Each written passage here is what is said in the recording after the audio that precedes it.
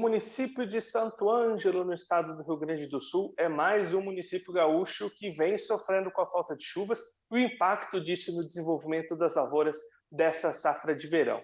Dessa vez, o Realidades da Safra vai lá para Santo Ângelo justamente para tentar entender um pouco melhor como é que está o desenvolvimento das plantas lá na região, e quem vai conversar com a gente sobre esse assunto é o Laurindo Nikits, ele que é presidente do Sindicato Rural de Santo Ângelo, já está aqui conosco por vídeo. Então seja muito bem-vindo, Laurindo, é um prazer tê-lo aqui mais uma vez no Notícias Agrícolas.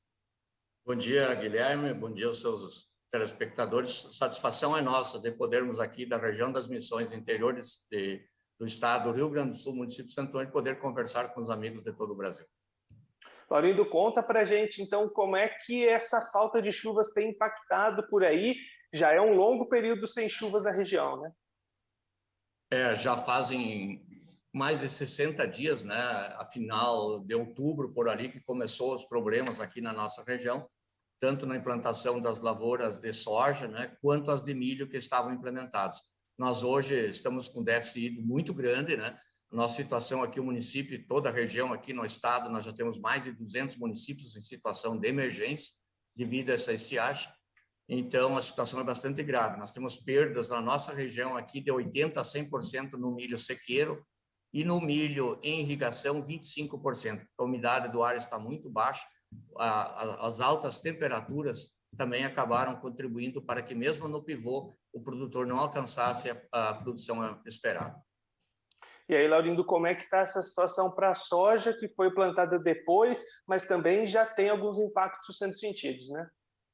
Com certeza, a soja hoje, se voltasse a chover normalmente, nós já temos um prejuízo estimado em mais de 50%. Né? As áreas na nossa região que são as mais produtivas são aquelas que são implementadas dentro do zoneamento agrícola nos meses de outubro, início de outubro.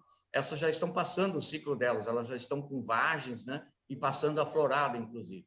Então, essas, mesmo que chova, não vão se recuperar mais. E é um percentual bem elevado, em torno de 30%. Né? As demais que foram implementadas em mês de novembro nasceram muito mal, muitas áreas teve que ser feito o replantio e mesmo assim ficou um estande muito baixo de plantas, né? E elas não estão se desenvolvendo, elas estão paralisadas, né? Inclusive morrendo. É uma situação bastante crítica para a nossa região aqui, aonde a soja é a principal cultura. Temos gado de corte, temos gado leiteiro na bacia leiteira, e também já está faltando água, né, nas propriedades rurais para o gado, que as prefeituras, inclusive, estão abrindo bebedouros, né, e açudes para ver se salva esses animais. Então, nós estamos numa situação que há tempo não se via, né? É uma situação bastante crítica para a nossa região e para parte do estado do Rio Grande do Sul. E como é que estão as previsões para ir para os próximos dias? Deve ter alguma chuva chegando ou essa situação vai continuar complicada? A princípio, sim, para segunda-feira ou terça tem algumas chuvas, mas são chuvas de baixo volume, né? Em torno de 20 milímetros, 5 milímetros. Isso praticamente não vai resolver, vai dar um alíviozinho, né? E, segundo os institutos de meteorologias, né, as chuvas só vão se normalizar no início da metade em diante da primavera, ou seja, no mês de setembro.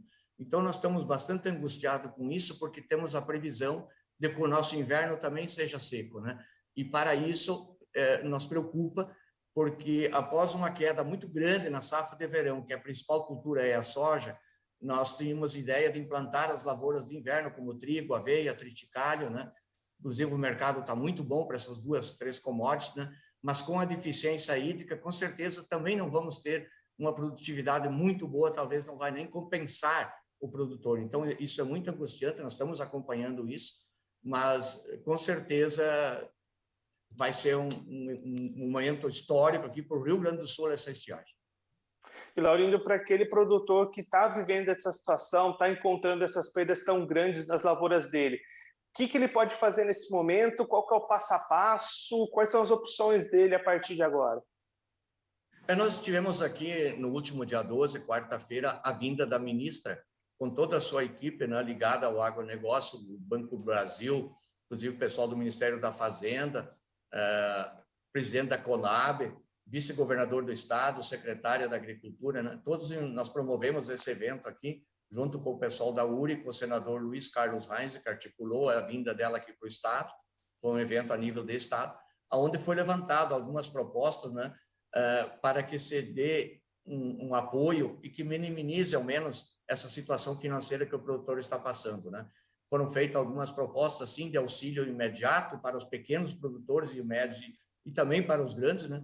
Como o aditamento das dívidas dos produtores referentes à soja e milho, que vence agora a partir de janeiro, que fosse para 1º de julho, para que, junto com as entidades, federações, Farsul, Fecoagro, FETAG e a ProSoja, se achasse um denominador comum, se fizesse uma proposta a nível federal, né, que o Banco Central e o Ministério da Fazenda, para a prorrogação dessas dívidas dos produtores. Esse período, de janeiro até junho, seria um tempo, talvez não tão grande assim, mas seria um tempo necessário para que se faça um projeto, sim, que amplie a todos, que contemple a todos os produtores rurais que se encontram nessa situação, até muitas vezes de desespero, descapitalizado, porque o investimento foi muito alto, né? Temos seguro? Temos, mas temos seguros da implantação da lavoura, do custo operacional, mas os investimentos que foram muito altos, que foram feitos nos últimos anos, tendo em vista as produtividades que tivemos nos últimos anos, altas, essas safras recordes que tivemos, não só a nível do Estado, mas a nível do Brasil, graças muito ao clima, mas também aos investimentos, às tecnologias que os produtores vêm adquirindo e vêm implementando em suas lavouras, que chegamos nesse nível. E isso tem um custo, e isso precisa ser agora, sim, compactuado e renegociado para o produtor consiga voltar a produzir e produzir bem alimentos para não só para o Brasil, mas para o mundo. E, Laurindo, quais são as opções para aquelas negociações que já estavam fechadas, até troca por produtos, esse produtor que tem esses contratos já firmados, o que ele pode fazer nesse momento? Nesse momento é um compasso de espera, né? As federações, juntamente com a parte política, a bancada ruralista, estão trabalhando, porque isso passa, no primeiro momento, por estado de emergência do município.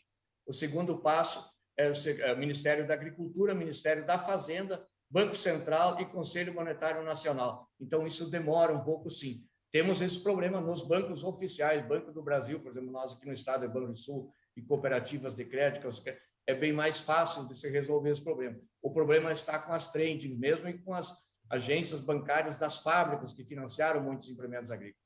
E também o produtor fez muito contrato a termo e contratos futuro, né? Aquele sistema de troca onde o produtor pegou os insumos para fazer a planta e travou em quilos de soja, né? Então, isso aí vai ser um problema, vamos ter que administrar isso, vamos ter que achar a melhor solução, e também os contratos a futuro para entregar. Muitos preços foram travados aí a 150, 160, 140 reais, né, para entrega futura e recebimento a futuro também. Esses contratos, a maioria para março, final de março, início de abril. O produtor não vai ter essa soja para entregar. Então, tem que ver caso a caso, né? Mas é uma situação bastante complicada que precisamos, sim, do auxílio do governo federal para que possamos resolver, não deixar mal o produtor e também não as empresas. Porque se não achar um meio termo aí, o produtor pode quebrar, mas as empresas também podem quebrar, as trades, né? Então, isso é preocupante, sim. Precisamos ter atitudes, né? Precisamos agir com a razão e não na emoção. Sei que a emoção é muito forte nesse momento, o produtor está muito angustiado, as empresas também, mas precisamos ter calma e bom senso para conseguir resolver os problemas de todos. E quando é que a gente deve ter a colheita acontecendo por aí, até para a gente ter uma determinação final de quanto é que vai ser essa produtividade da safra? A colheita do milho, nós já estamos na fase final, né? Nós tivemos lavoura, como eu disse, colhendo aí nada, outras lavouras colhendo no sequeiro 12 sacas, né? Nós tínhamos no passado, recente, ano passado, no caso, produtores aí que estavam colhendo 280, 250 sacas no pivô, estão colhendo na média 180, 200, né? E a colheita da soja está prevista para metade de março. A partir do dia 10, 15 de março, começa a colheita aqui na nossa região. Aí sim nós vamos ter uma situação bem declarada. Até por isso a gente está pedindo essas medidas de aditivamento dessas dívidas dos produtores, porque a cada dia que passa, Guilherme, a situação piora e piora e muito, né? Então nós não temos hoje uma definição ainda do prejuízo. Hoje se calcula-se em 20 bilhões no estado do Rio Grande do Sul. Mas semana que vem, na outra semana, se a chuva não voltarem, a tendência é só aumentar, porque depois no estágio que a soja se encontra hoje, as culturas sofrendo um déficit muito grande, é difícil a sua recuperação para chegar a um teto produtivo melhor. Então é bastante complicada a situação e nós temos que ter esse meio tempo aí para analisarmos melhor, para podermos fazer umas propostas melhores para a renegociação dessas dívidas e também um amparo para os produtores rurais da nossa região. Seu Laurindo, muito obrigado pela sua participação, por ajudar a gente a entender um pouco melhor o que está acontecendo aí na região de Santo Ângelo. Se o senhor quiser deixar mais algum recado, alguma mensagem final para quem está acompanhando a gente, pode ficar à vontade. Muito obrigado pela atenção. Só queria colocar a situação que hoje nós também, através das federações, através do governo do estado e governo federal, inclusive com a presença da ministra, foi colocada a situação das irrigações, né? Que é uma necessidade, assim como nós temos a utilidade social da terra, nós temos que ter a utilidade social da água e armazenar águas na superfície, fazer lagos, fazer barragens, né?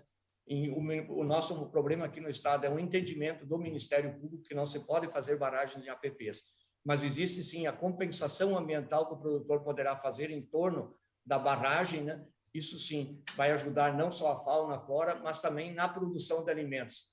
Talvez isso seja de exemplo esse ano, né, para que nós trabalhemos mais forte no sistema de irrigação, especialmente na produção de milho, hortifruti granjeiros, né, feijão. Então, essas situações assim que eu acho que devemos sim repensar essa situação do meio ambiente, nós precisamos preservar, e o agricultor é o que mais preserva, só que também nós precisamos armazenar água na superfície. Só para ter uma ideia, no nosso estado chove entre 1.400 a 1.800 milímetros por ano, sendo que essa água praticamente toda ela começa na altura e vai indo por declividade, né? Acaba caindo nos rios e nos lagos e acaba indo para o mar e nós não acabamos absorvendo ela. Então, nós precisamos conservar essa água em superfície para momentos como agora, de uma estiagem severa dessa. Nós temos água para os animais e também para alimentar as plantas, né? Agora as plantas que vão trazer o nosso alimento do dia a dia. Muito obrigado pela atenção e esperamos que o bondoso Deus nos dê uma chuva significativa nos próximos dias. Laurindo, mais uma vez, muito obrigado pela sua participação. A gente deixa aqui o convite para o senhor voltar mais vezes, a gente trazer os resultados finais dessa safra aí na região. Muito obrigado. Eu que agradeço a nossa participação e tenham todos um bom dia. O Laurindo Nikitkis, ele que é presidente do Sindicato Rural de Santo Ângelo, no estado do Rio Grande do Sul, conversou com a gente para mostrar um pouquinho como é que estão as lavouras dessa safra verão, tanto de milho quanto de soja lá no município, que vem sofrendo bastante com a falta de chuvas. Já são cerca de 60 dias com essa estiagem prevalecendo por lá, e aí impactos bastante grandes nas lavouras. As lavouras de milho, por exemplo, que já estão sendo colhidas, apresentando perdas aí de 80% a 100%, muitas lavouras nem conseguindo produzir nada depois da colheita, e aí para a soja, que foi plantada um pouquinho depois, também já apresentando perdas, praticamente metade dessa produção esperada não vai acontecer lá no município em função dessa falta de chuvas, e até diante desse cenário, as entidades, os sindicatos, os produtores tentando se mobilizar de alguma forma para tentar viabilizar prorrogamento de contas, postergamento de pagamento de investimentos, também tentar renegociar contratos de entregas. Esses são os próximos passos, são o que as entidades estão tentando viabilizar para tentar minimizar um pouco esses impactos dos produtores lá da região. Bom, eu vou ficando por aqui, mas a nossa programação continua, então fique ligado no Notícias Agrícolas.